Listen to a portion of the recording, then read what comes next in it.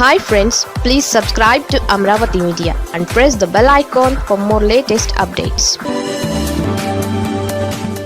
పవన్ ఇలా ఎందుకు పరువు పోగొట్టుకుంటున్నట్లు? డిప్యూటీ సీఎం పవన్ ఏదో చేసి తాను ప్రత్యేక లక్షణాలు కలిగిన నాయకుడిగా గుర్తింపు పొందాలని తహతహలాడుతూ ఉంటారు. ఈ క్రమంలో సంచలనమని భావించి అప్పుడప్పుడు కొన్ని ప్రకటనలు చేస్తూ ఉంటారు. ఆ తర్వాత పవన్ను రాజకీయంగా బద్నాం చేస్తూ ఉంటాయి. పవన్ రాజకీయ ప్రస్థానంలో స్థిరత్వం, విశ్వసనీయతకు చోటు ఉండదు. ఇప్పుడేం మాట్లాడుతుంటారో ఆయనకే తెలియదు.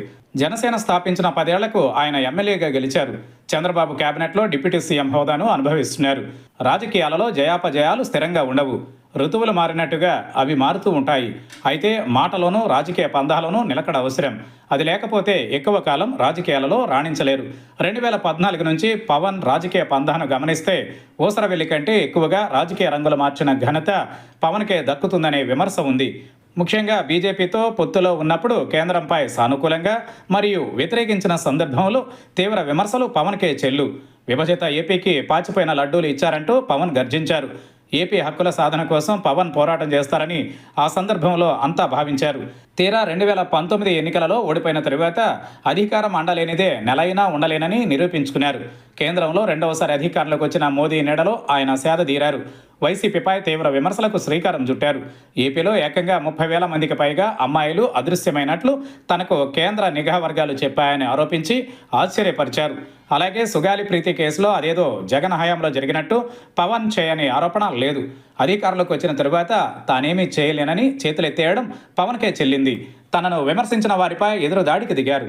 అలాగే అయోధ్యకు పంపిన 1,00,000 లడ్డూలలో వాడిన నెయ్యిలో కల్తీ జరిగిందని అలవోకగా ఆయన ఆరోపించారు. అయితే అలాంటిదేమీ లేదని నెయ్యి కల్తీపై విచారణ జరుపుతున్న సిట్ తేల్చి చెప్పింది. తప్పుడు ఆరోపణలు చేసిన నాయకుడిగా ప్రజల ముందు పవన్ నిల్చోవలసి వచ్చింది.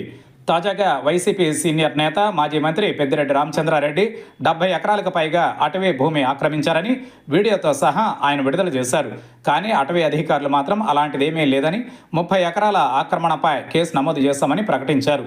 రాజకీయ సంచలనాలు, చంద్రబాబు మెప్పు కోసం పవన్ ఆధారాలు లేకుండా మాట్లాడుతున్నారనే అభిప్రాయాన్ని కలిగించారు. ఇవన్నీ కూడా రాజకీయంగా పవన్ను బదనాం చేస్తున్నాయి. చివరికి సొంత వాళ్ల దృష్టిలో కూడా ఆయన అభాస్పాలవుతున్నారు. ఎందుకు ఇలా మాట్లాడుతున్నారనే చర్చకు తెరలేచింది. తప్పుడు వివరాలు అందిస్తున్నది ఎవరు, ఎందుకు తనతోనే మాట్లాడిస్తున్నారనే విషయాలపై పవన్ ఆలోచించుకోవాలి. లేదంటే రానున్న రోజులలో రాజకీయంగా మరింత భ్రష్టు పట్టే ప్రమాదం ఉందని విశ్లేషకుల అభిప్రాయం.